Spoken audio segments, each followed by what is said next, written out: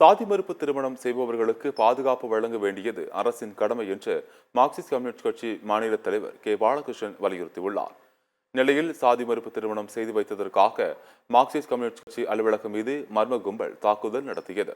இந்த சம்பவம் தொடர்பாக சாதி மறுப்பு திருமணம் செய்த பெண்ணின் தாய், தந்தை உள்ளிட்ட 15 பேர் கைது செய்யப்பட்டனர்.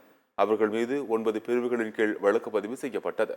இந்நிலையில் நெல்லையில் செய்தியாளரிடம் மார்க்சிஸ்ட் கம்யூனிஸ்ட் கட்சி தலைவர் கே பாலகிருஷ்ணன் தமிழகத்தில் ஆவண கொலைகள் அதிகம் நடப்பதாகவும் இது தமிழ்நாட்டிற்கு அவப்பெயர் என்றும் தமிழ்நாட்டிற்கு அழகல்ல எனவும் கூறினார். யாரையும் கடத்தி சென்று திருமணம் செய்து வைக்கவில்லை என்றும் நாடி ஒருவரை பாதுகாக்கின்றோம் எனவும் பாலகிருஷ்ணன் கூறினார். சாதி மறுப்பு திருமணம் செய்வோருக்கு மார்க்சிஸ்ட் கம்யூனிஸ்ட் கட்சி கேடயமாக இருக்கும் என்றும் சாதி மறுப்பு திருமணம் செய்பவர்களுக்கு பாதுகாப்பு வழங்க வேண்டியது அரசின் கடமை எனவும் அவர் தெரிவித்தார். அலுவலகத்தில் வந்து தாக்கி நம்முடைய கண்ணாடிகள் மற்ற அலுவலகம் சேதப்படுத்தப்பட்டிருப்பது ஒரு வன்மையான கண்டனத்துக்குரியது என்பதை நான் தெரிவிச்சுக்க விரும்புகிறேன்.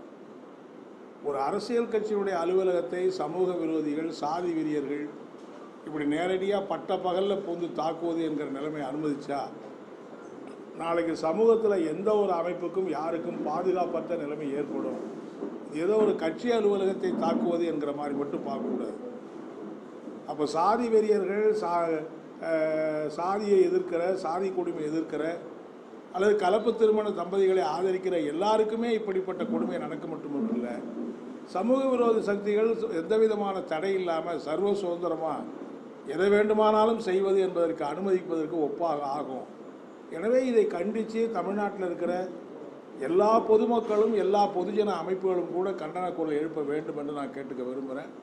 இந்த மாதிரி சமூக விரோதிகள் கையில் எல்லாத்தையும் விட்டுட்டு இந்த அரசு நிறுவனங்கள்லாம் பார்வையாளராக இருப்பதற்கு அனுமதிக்கக்கூடாது. ஒரு பக்கம் அரசின் சார்பில், காவல்துறையின் சார்பில் இது போன்ற நடவடிக்கைகளை கட்டுப்படுத்துவதற்கு, சம்பந்தப்பட்டவர்களை சட்டத்தின் பிடிக்குள்ள கொண்டு வருவதற்கு கடுமையான நடவடிக்கையை மாநிலம் முழுவதும் எடுக்கணும், இங்கேயும் எடுக்கணும். அது மட்டும் இல்லை, ஒட்டுமொத்த சமூகமே இந்த மாதிரியான சமூக விரோத சாதி வெறி சக்திகளை கண்டித்து குரல் எழுப்ப முன்னெடுக்க வேண்டும் என்று இந்த நேரத்தில் நான் கேட்டுக்கொள்ள விரும்புகிறேன். ஆணவ கொலைகள் அதிகமாக நடக்கிற மாநிலம் ஒன்று தமிழ்நாடு என்கிற ஒரு அவப்பெயருக்கு இன்றைக்கி ஆளாயிருக்குங்கிறத நம்ம பார்க்குறோம். இந்த மாதிரியான நிலைமையை நாம் அனுமதிப்பது தமிழ்நாட்டுக்கு அழகல்ல.